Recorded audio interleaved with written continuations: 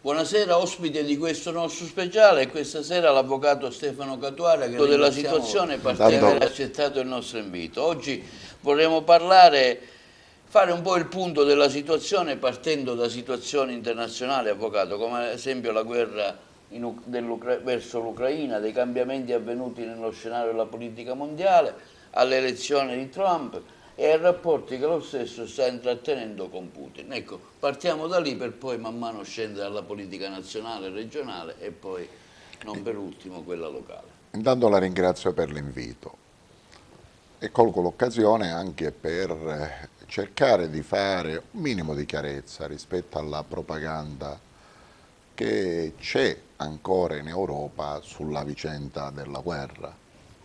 Ora non v'è dubbio a scanso di equivoci che siamo in presenza di un paese che è stato occupato, l'Ucraina, e di un paese che ha fatto l'occupazione, la Russia.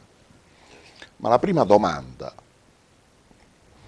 a cui bisogna rispondere è capire se le organizzazioni internazionali che sono venute fuori dopo la seconda guerra mondiale, a dire il vero un po' prima, avvocato, ma con le diverse modifiche, continuano o possono continuare a svolgere il ruolo che svolgevano.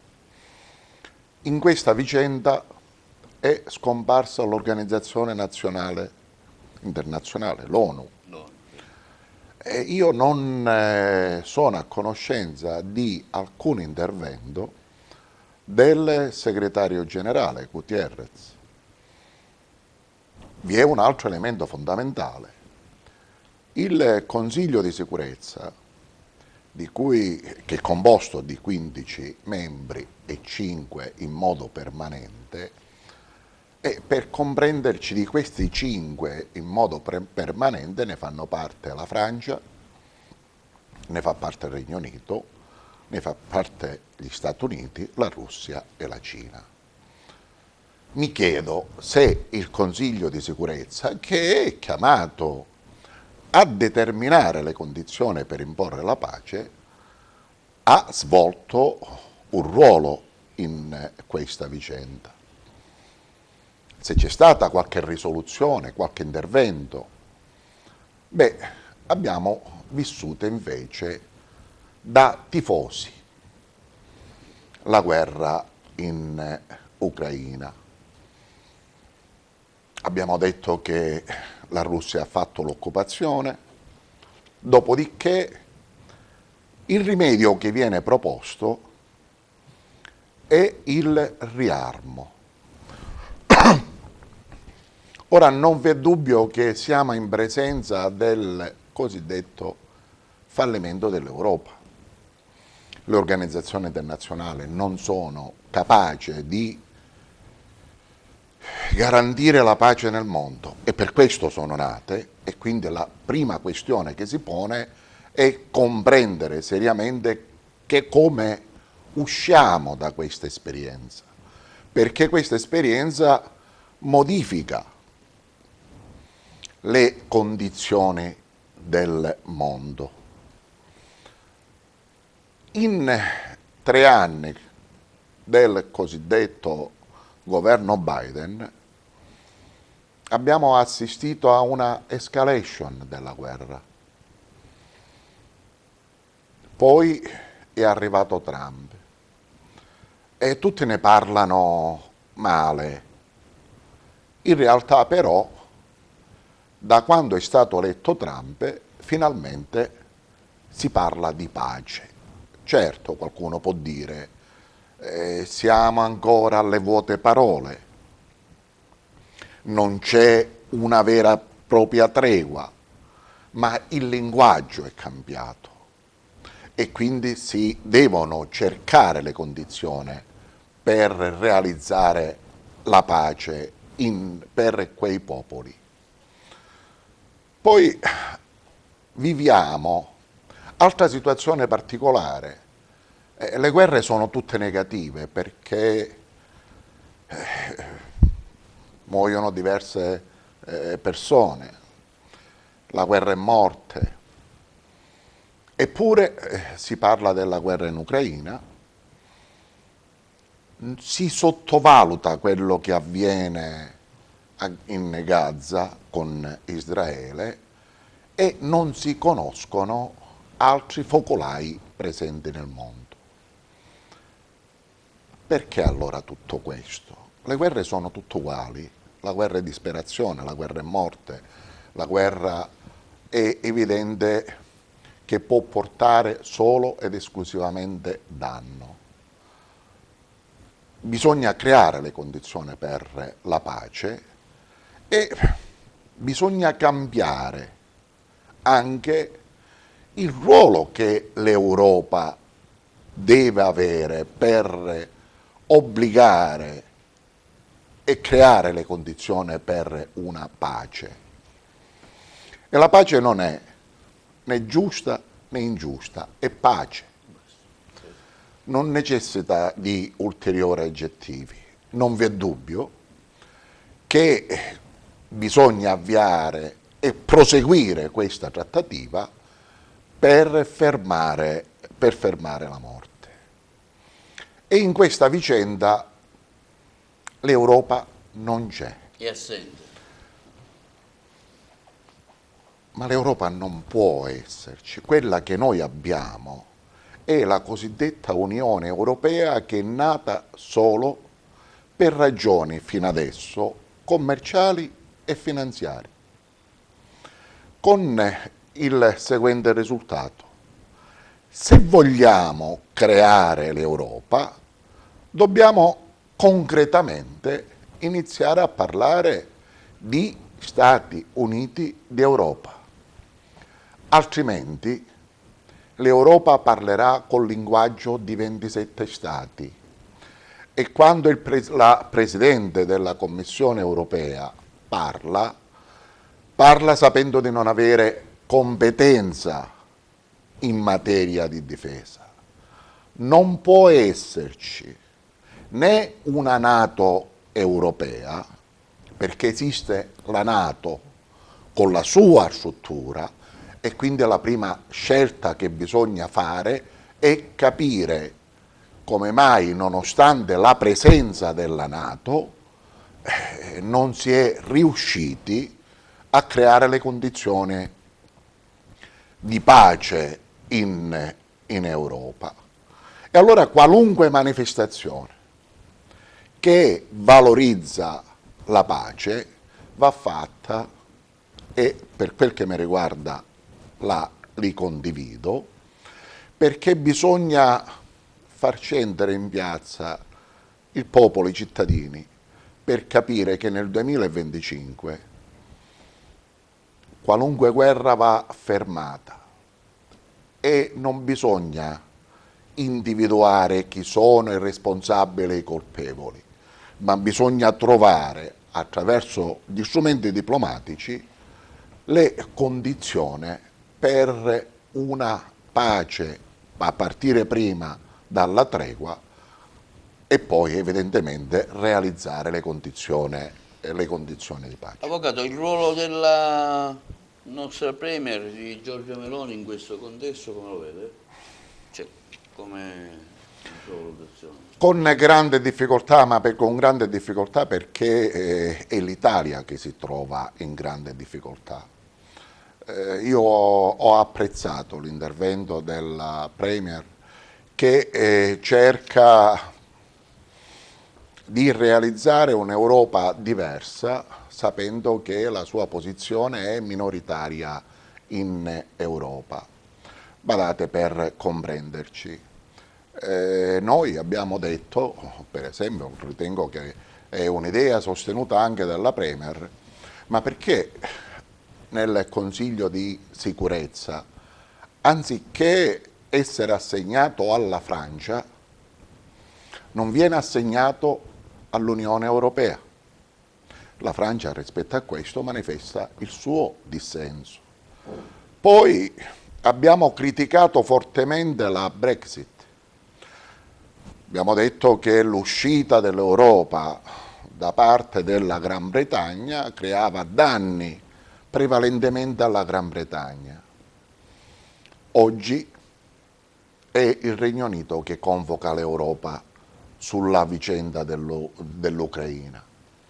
E allora, fuori dalla propaganda, riusciamo a capire seriamente: A, credere negli Stati Uniti d'Europa; B, stiamo attenti, non ce la faranno fare, perché le altre potenze, che sono Stati Uniti, Cina, India, Brasile, non consentiranno la nascita degli Stati Uniti d'Europa. Ci vuole una vera convinzione da parte degli Stati europei nel realizzare gli Stati Uniti d'Europa, e dopo la realizzazione degli Stati Uniti d'Europa può nascere un esercito europeo, altrimenti siamo a una corsa al riarmo. Ma anche questa che sta accadendo, gli cosiddetto 800 miliardi, tutti ne parlano, stiamo attenti, ma è il riarmo della Germania, è il riarmo dell'Italia, è il riarmo dei singoli stati. Non saremo mai presenti dinanzi a un esercito europeo, saremo in presenza dinanzi a un esercito dei diversi stati. Non dobbiamo in questa fase mettere neanche in discussione il rapporto con l'Occidente. E allora, quando si parla di Trump, si deve sapere che è il presidente degli Stati Uniti d'America, eletto in modo democratico da milioni di persone, che è il nostro, io direi, alleato, ma sicuramente è un forte alleato. Poi, per quel che riguarda l'Italia, non dimentichiamo quello che è accaduto a Craxi. E noi abbiamo le basi americane in Italia, gli accordi che ancora sono presenti e che non sono superati. Siamo in presenza degli accordi che sono scaturiti dopo la Seconda Guerra Mondiale, con il risultato che Sigonella è una base americana, e Aviano e così via, per non indicarle tutte. L'America è presente, l'America, non l'Europa, l'America è fortemente presente in Italia con l'esercito. E non dimentichiamo anche quello che è accaduto a Niscemi, per il MUS.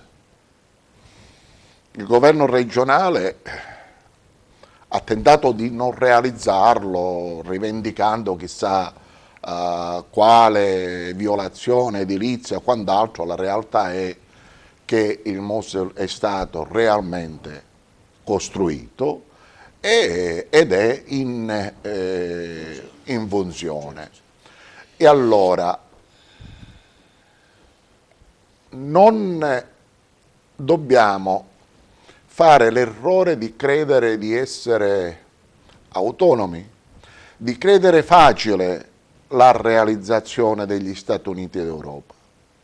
Così come non è stato facile far nascere l'Unione Europea.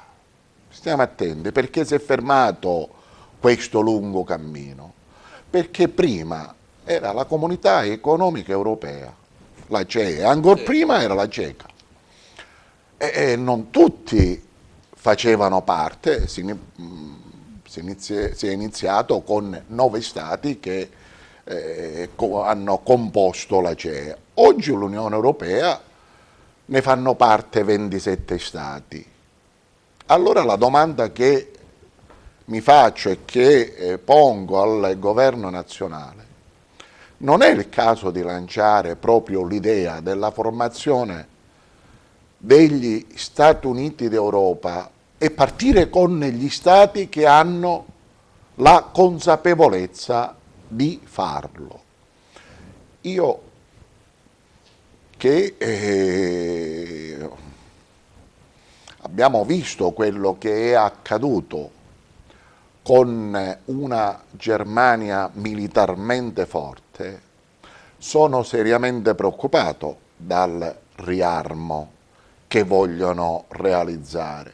E questa Europa che c'è in questo momento non è la mia Europa.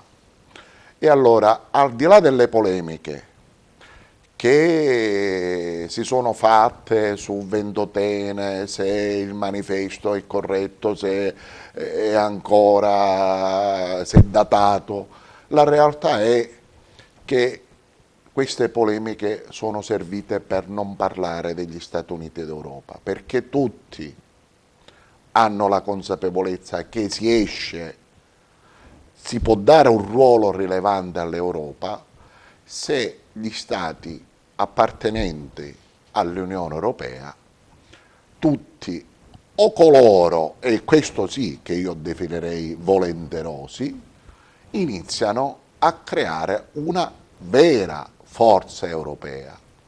Fin quando questa forza europea non c'è, diventa seriamente problematico e ognuno opera agendo individualmente e cercando di portare il miglior risultato per il suo di Stato. Scusi, avvocato, questo rapporto privilegiato dalla Meloni con Trump, alla luce anche di quello che sta succedendo con questi dazi che Trump, diciamo, da qualche giorno ha messo in tutto il mondo, quindi anche in Italia, è il relativo crollo di tutte le borse internazionali. Intanto abbiamo appreso che le percentuali di dazi non sono per tutto uguali. Per la Gran Bretagna, per esempio, per il Regno Unito, Sì.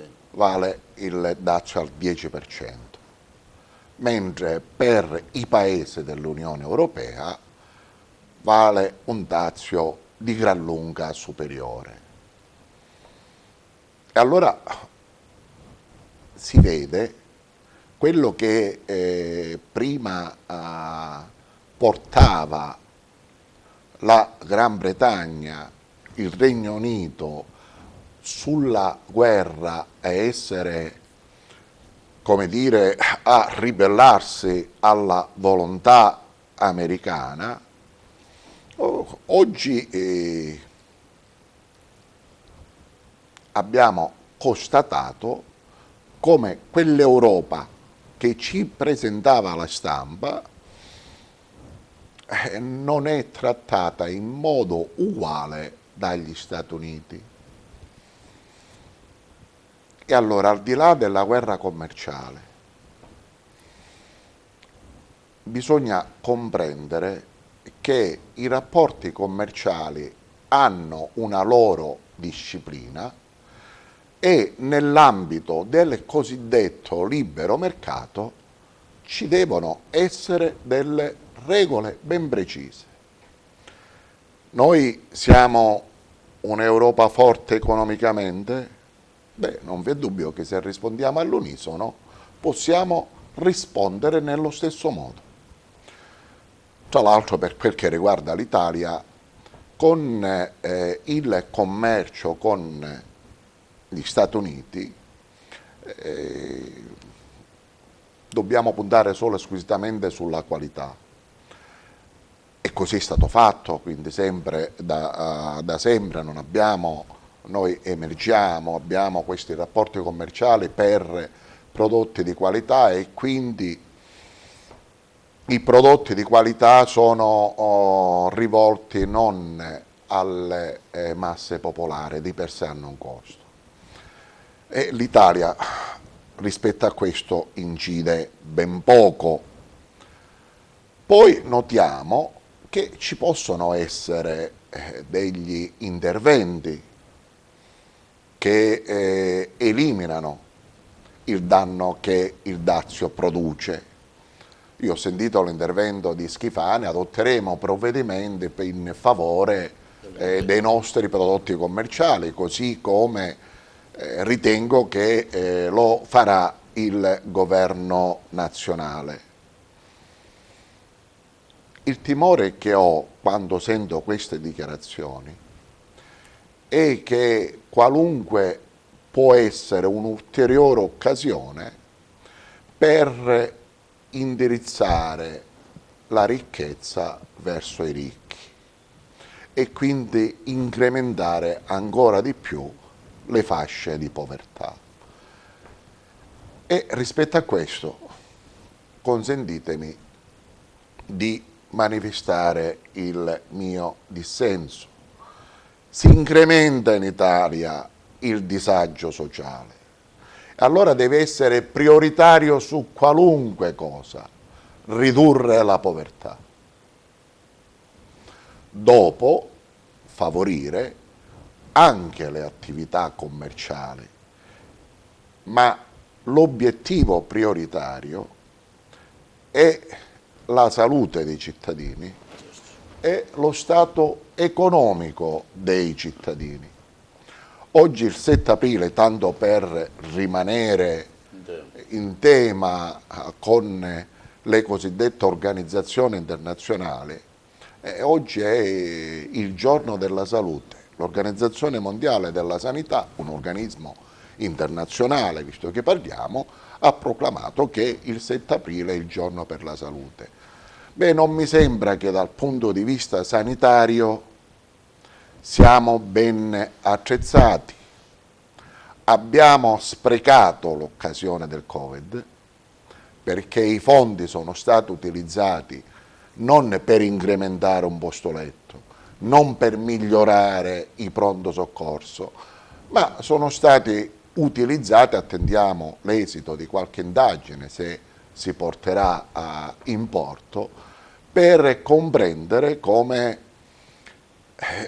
quelle spese non sono state destinate o in gran parte non sono state utilizzate per migliorare la sanità nel nostro Paese.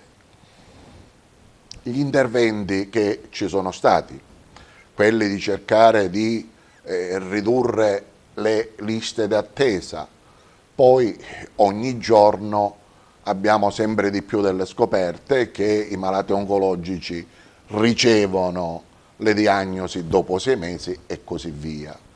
Ma non occorre molto per capire come la sanità in Italia ha bisogno di un grande e serio intervento. Basta girare i pronto soccorso per capire come funziona la sanità in Italia. Parliamo a proposito di sanità, parliamo ora del governo regionale. Ecco, in questo senso cosa dire del governo Schifani? Proprio lei mi ha dato il là sulla sanità, purtroppo la sanità insomma, non siamo messi bene. La competenza in materia di sanità è competenza regionale, con il risultato che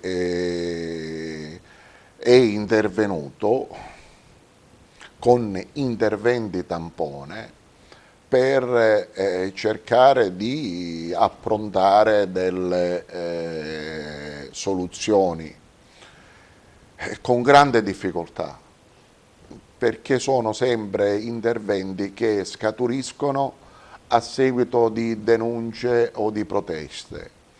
Non mi sembra che ci sia una seria programmazione in materia sanitaria. Io la dico tutta senza alcuna difficoltà, a costo anche di inimicarmi qualche cittadino, qualche medico. Bisogna investire in sanità, occorrono più fondi, indubbiamente. Però bisogna comprendere che se mancano i fondi, bisogna utilizzare bene i fondi esistenti.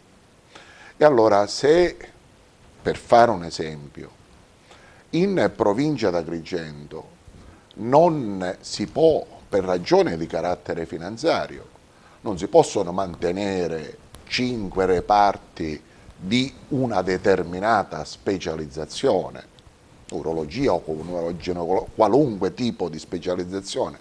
Bene, incominciamo a comprendere qual è l'ospedale centrale e fare funzionare benissimo tutti i pronto soccorso degli altri ospedali, perché certo in un momento di grande ricchezza non vi è dubbio che possiamo spendere e spandere.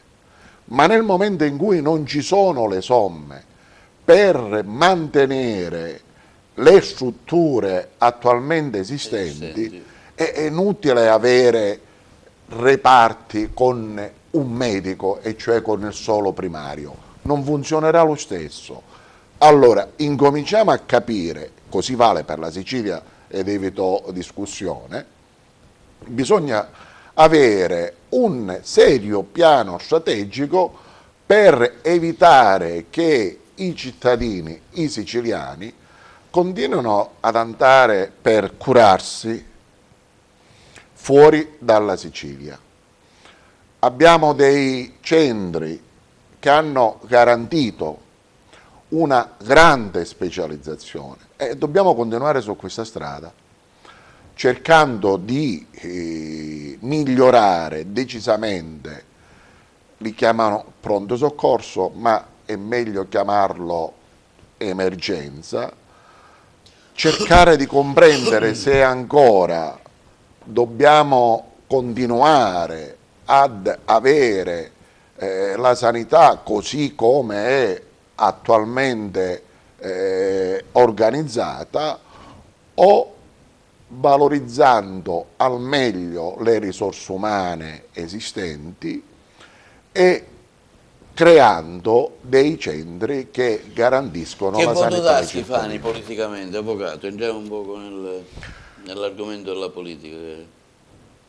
Sanità mi sembra che l'abbiamo bocciato. Schifani ha la fortuna di venire dopo Crocetta, poi dopo Musumeci, con il seguente risultato che sta cercando in mezzo a mille difficoltà, e chi mi conosce sa della mia militanza della sinistra, arrivo a parlare bene di Schifani, è uno che si sta cercando con impegno di fare funzionare e certe volte scontrandosi con la burocrazia esistente. Deve essere più deciso, e l'altro fatto, quello che deve realizzare lo deve realizzare in tempi brevi, altrimenti continueremo a mandare fuori dalla Sicilia sia i giovani che gli ammalati. Oggi è un giorno importante perché dopo 12 anni si stanno riattivando gli organismi collegiali del libero consorzio. Oggi 7 aprile è scaduto il termine per la presentazione delle liste del rinnovo del Presidente e dei consigli provinciali. Abbiamo visto che la destra si è spappolata in due, da un lato Fratelli Italia, UDC, Democrazia Cristiana, che appoggiano Castellino, sindaco di Palma, l'altra Pendolino, appoggiato dal sindaco di Forza Italia, l'MPA di Di Mauro, il Partito Democratico e 5 Stelle.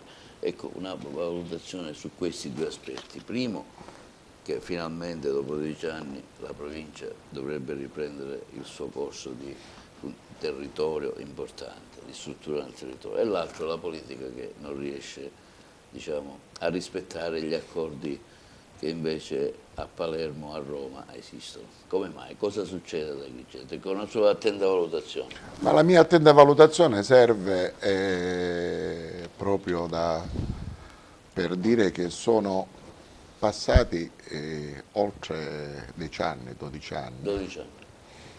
Da quando qualcuno ha detto abbiamo abolito le province, in particolare è stato Crocetta, anziché dire abbiamo abolito i consigli provinciali, il Presidente della Giunta ha detto, andando in una emittente televisiva, abbiamo abolito le province. Le province hanno continuato ad operare. E prima d'allora sapevamo che un commissario aveva una durata limitata nel tempo, e scaduto il quale gli atti erano nulli. Dopo, con la provincia, ma anche con altri commissariamenti,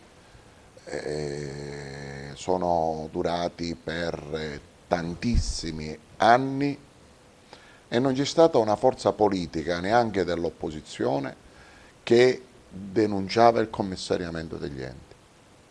E questo è un fatto grave. Quindi oggi si vota con la cosiddetta elezione indiretta e abbiamo attribuito la responsabilità nel tempo, perché faceva comodo, alla cosiddetta legge del Rio.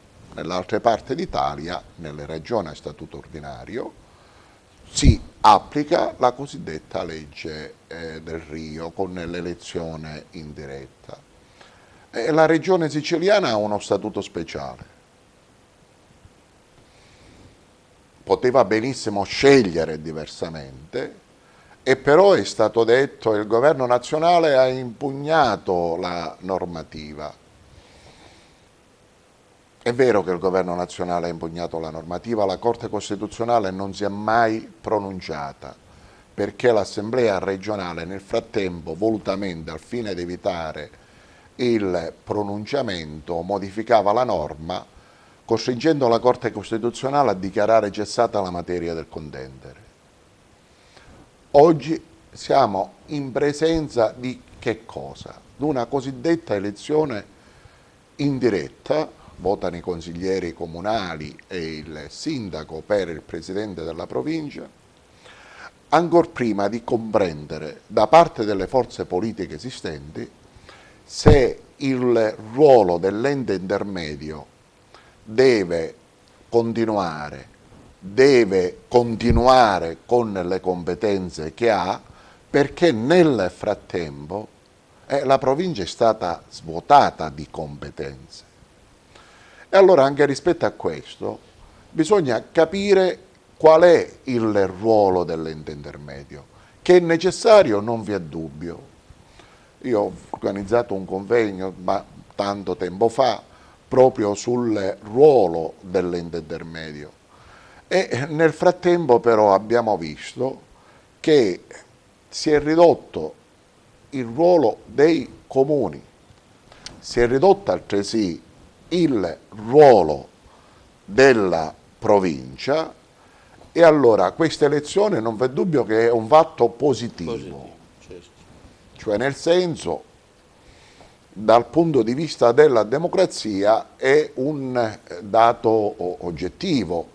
Alcuni, pochi, si recano al voto, ma io gradirei che subito dopo, visto che non è stato fatto prima, e poi spiego quello anche secondo me quello che è accaduto, capire quale ruolo devono svolgere le province. Cioè, se dobbiamo continuare a mantenere una serie di enti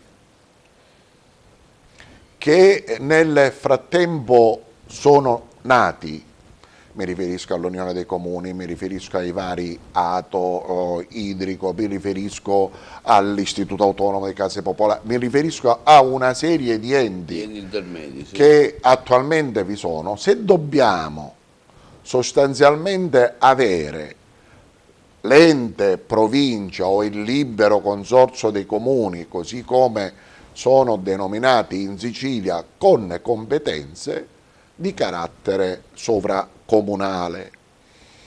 E allora il dibattito doveva essere su questo, cioè deve essere seriamente un dibattito per comprendere quali sono, qual è il ruolo e quali fondi destiniamo poi nei confronti di questi enti per consentire loro di funzionare. La realtà è che nel 1970, ahimè, è trascorso molto tempo, andava di moda il termine decentramento amministrativo, è quello che garantisce democrazia.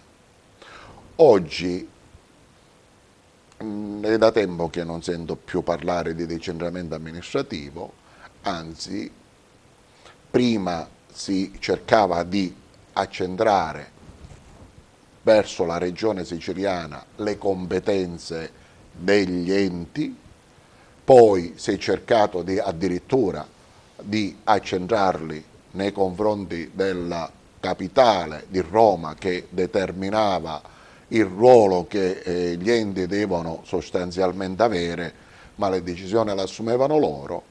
Oggi si cerca di spostare altrove le decisioni e non è un caso, badate, il rischio che si corre, non è un caso che molti comuni sono in dissesto finanziario, in riequilibrio di bilancio e nessuno materialmente se ne occupa se non in termini di sanzioni nei confronti poi dei cittadini che subiscono l'incremento delle tasse. Allora, quello che ho sostanzialmente apprezzato, lei parla di rottura del centrodestra, io ritengo che viene vissuto da parte delle forze politiche come un fatto tecnico e quindi nell'attesa della riforma della provincia hanno cercato senza alcuna rottura, perché essere di centrodestra o centrosinistra non è una collocazione geografica e allora io mi metto a destra, ma è una questione di idee.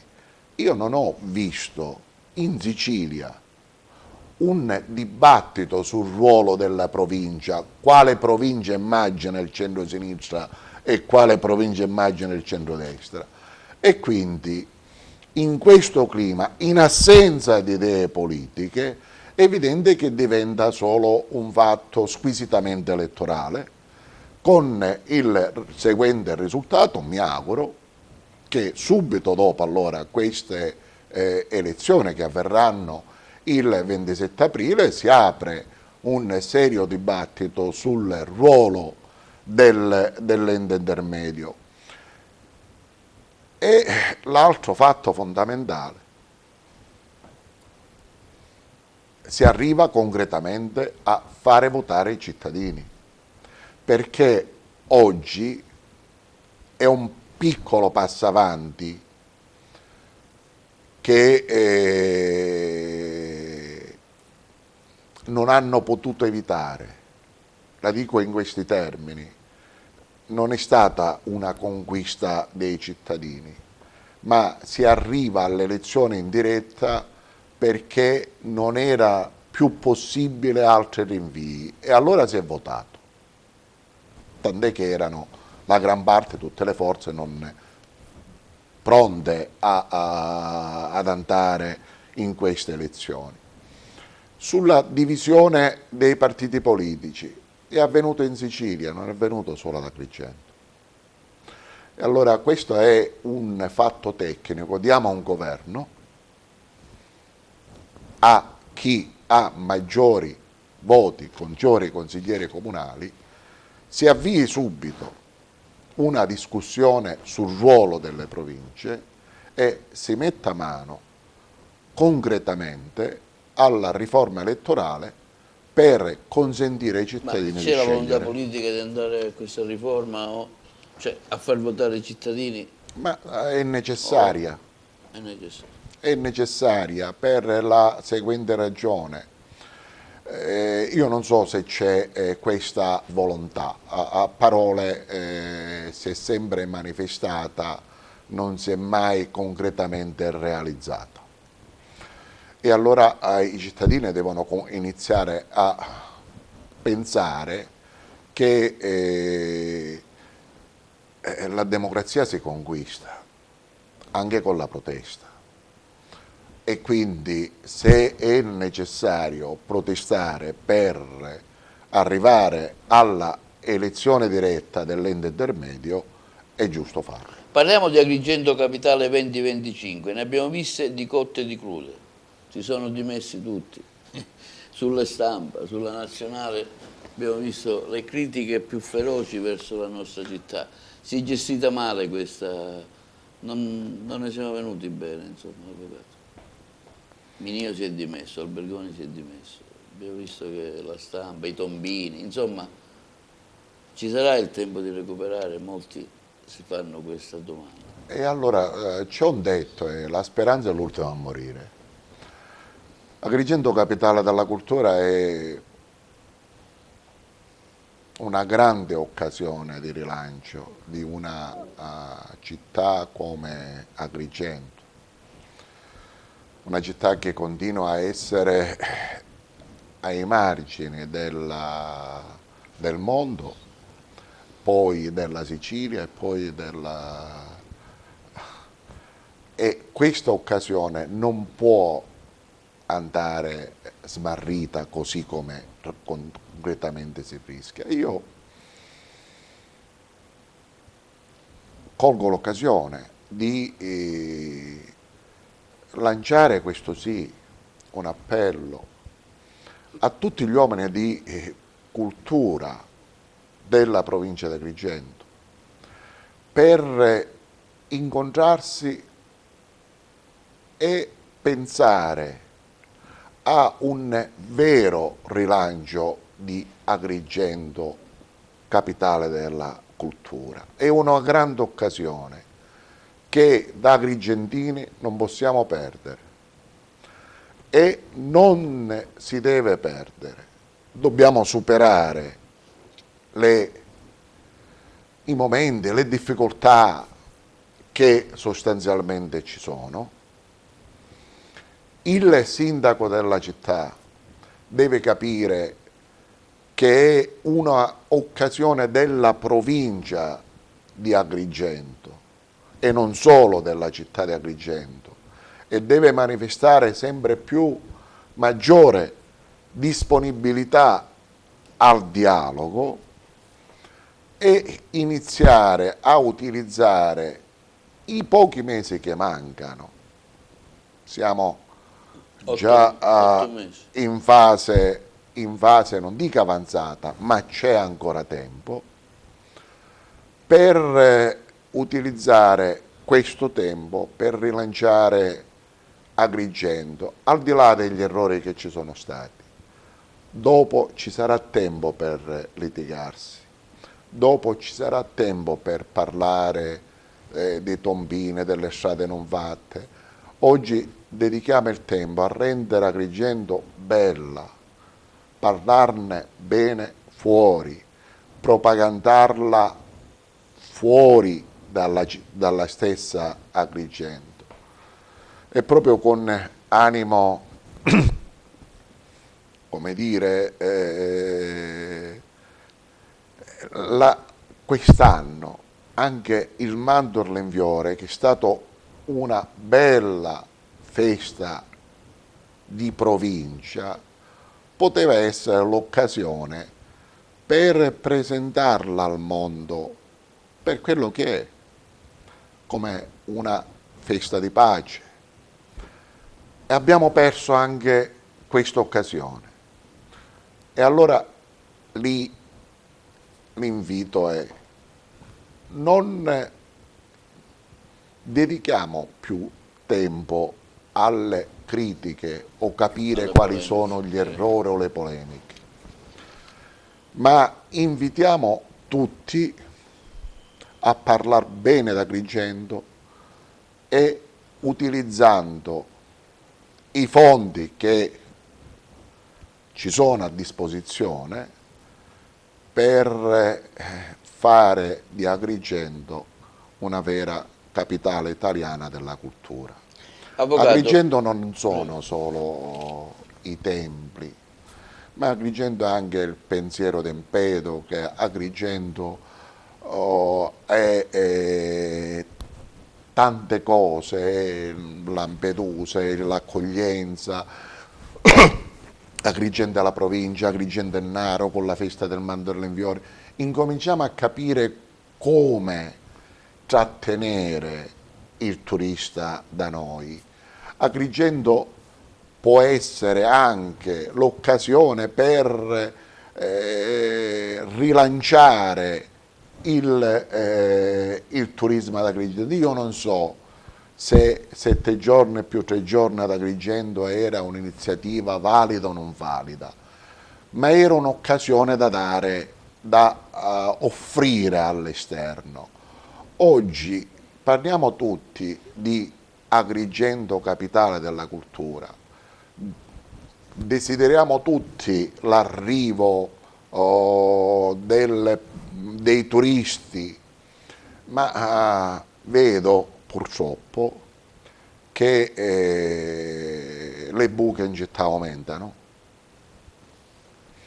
Le pulizie si sta facendo in questo tempo, acceleriamo i tempi, utilizziamo il mese di aprile per sistemare tutto, anche con la chiusura dei tombini, ma se c'è da asfaltare sistemiamo, rendiamo bella la città di Agrigento e pensiamo di rilanciarla e farla conoscere meglio fuori. Avvocato, ci avviamo verso la conclusione, ho due domande. Una che verte il suo settore. Ecco, ho chiesto un'analisi sulla separazione delle carriere dei magistrati. Abbiamo visto recentemente lo sciopero, sempre dei magistrati, durante l'apertura dell'anno giudiziario con la Costituzione in mano. Ecco, questo sinteticamente. Allora io contesto che lo sciopero dei magistrati, fatto così come hanno manifestato con la Costituzione in mano, perché la riforma proposta non è una riforma incostituzionale, con il risultato che abbiamo tutto il dovere di difendere la Costituzione e quindi non va utilizzata proprio la Costituzione per dire no alla riforma della giustizia. Noto che non è stata portata a conoscenza la riforma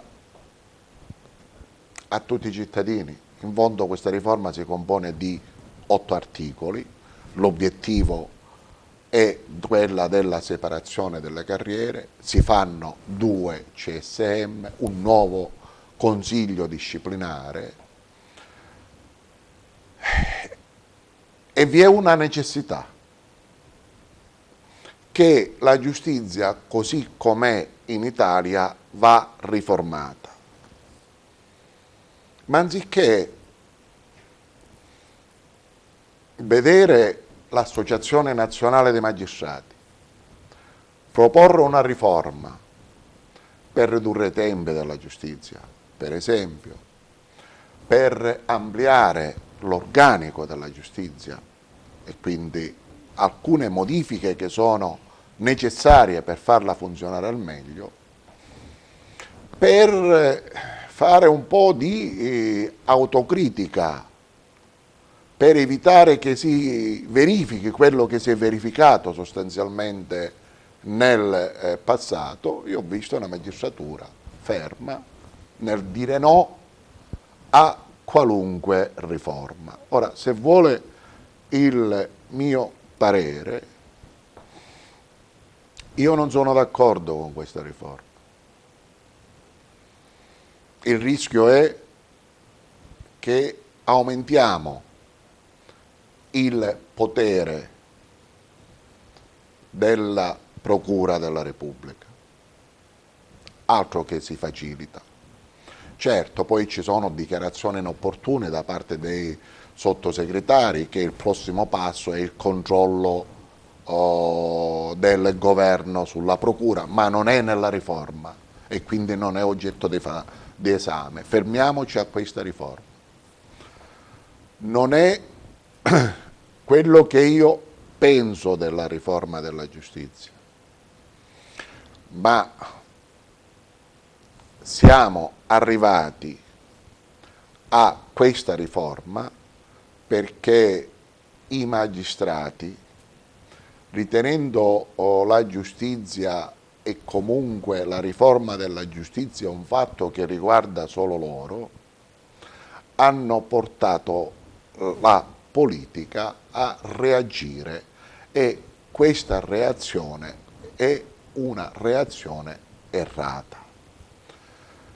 Allora si può fermare questa riforma? Io dubito che ciò possa accadere, purtroppo aggiungo, ma deve mutare l'atteggiamento perché, per fare un esempio, e ne ho sentito di diversa. Guarda, il sorteggio all'interno del CSM, per esempio, che elimina le correnti della magistratura, che sono un male per come hanno operato. Beh, io ho sentito qualche magistrato dire che il sorteggio può portare qualche incapace a essere componente del CSM, dimenticando che tutti i magistrati sono vincitori di concorso, ma quello che è peggio, che i magistrati giudicano, i giudicanti, diverse persone, e non è consentito a un magistrato definire altro incapace. Se è a conoscenza dell'incapacità lo deve denunciare, perché vi è il rischio che quel magistrato continua a svolgere l'attività, e se il giudicante sbaglia a scapito della libertà dei cittadini, se inquirente ancora peggio a scapito della libertà dei cittadini. Allora queste frasi che si sono utilizzate non sono frasi che si possono utilizzare in uno Stato democratico. È necessario intervenire al fine di evitare il potere delle correnti. Palamara insegna. E qual è stata la reazione della magistratura dinanzi ai fatti che Palamara ha narrato, ma ai fatti che si sono sostanzialmente verificati? Cosa è cambiato rispetto a prima? Nulla. Qual è la modifica legislativa che si chiede? E abbiamo vissuto nel tempo a sempre interventi tampone, sì. o peggio ancora al conflitto tra politica e magistratura.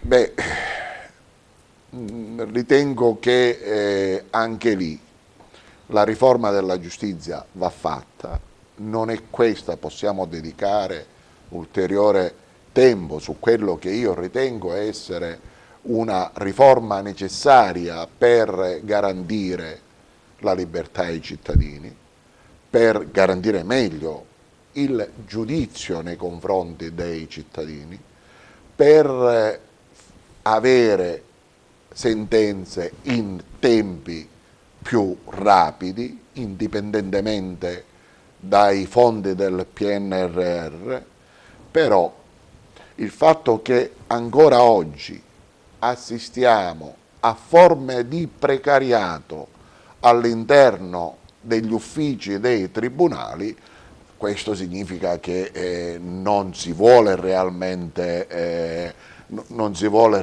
operare. Oppure l'altro dato, ormai da tempo che svolgo questa attività, conosco magistrati bravi, magistrati meno bravi, però di una cosa mi sono reso perfettamente conto, che in qualunque ramo della pubblica amministrazione, quando vi è un concorso e si bandiscono 500 posti, alla fine si assegnano 500 posti. È l'unico posto, l'unico luogo dove vedo assegnare minori posti di quelli banditi è nell'ambito della magistratura.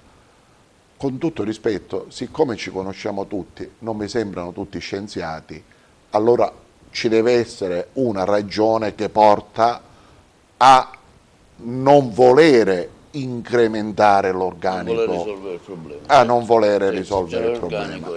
Questo è un altro elemento. La reazione che c'è,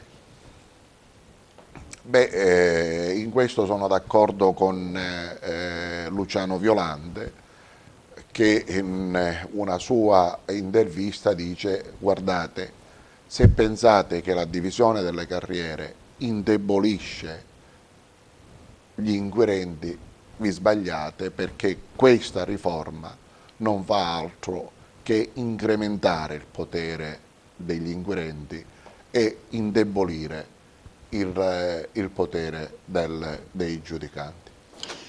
Avvocato, ultima domanda, si voterà prossimamente nei prossimi comuni della nostra provincia, no? Un altro anno si va a votare, tra cui il Raffadali. Lì è una elezione, finalmente i cittadini votano. Ecco, si parla di una sua probabile candidatura, cosa c'è di vero? Ma questa volta non l'escludo. Se ci saranno le condizioni, non vi è dubbio che lei sa che la scelta che io ho fatto, proprio per comprendere di come funziona la magistratura, nel momento in cui vi è un'indagine, così ho rimasto, questa era la mia idea, era quella di dire, beh, mi presento al magistrato, sono stato giudicato assolto in primo grado, sono stato poi giudicato assolto in appello, ritengo che di poter continuare ad esprimere una mia idea anche nell'interesse dei cittadini di Raffadali.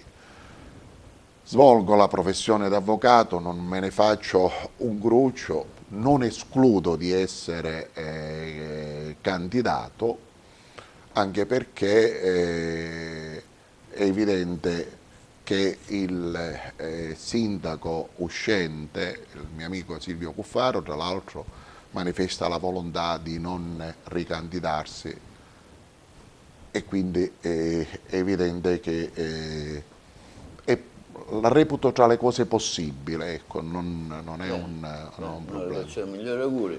Ne avremo modo avremo modo, perché di parlare poi di ancora alleanze, se farà una lista civica, se si accorderà con altri partiti, ha già un quadro un po' di un probabile percorso. Mi ascolti, Raffadali ha una bella storia. Bellissimo. Ha una bella Ora storia. ci sarà la festa del 1° maggio. Benissimo. Con il risultato che quella storia va decisamente rispettata. Bene, ringraziamo l'avvocato Stefano Catuara, abbiamo voluto fare un po' il punto sulla situazione partendo dalle politiche internazionali, nazionali, regionali, Agrigento capitale della cultura, la magistratura e poi non ultimo la probabile candidatura dell'avvocato a sindaco di Raffadali. Grazie per aver risposto alle nostre domande, vi diamo appuntamento alla prossima settimana con un altro speciale. TVA canale 268 in tutta Italia e in streaming su www.televideagrigento.tv. Grazie. Grazie direttore, grazie.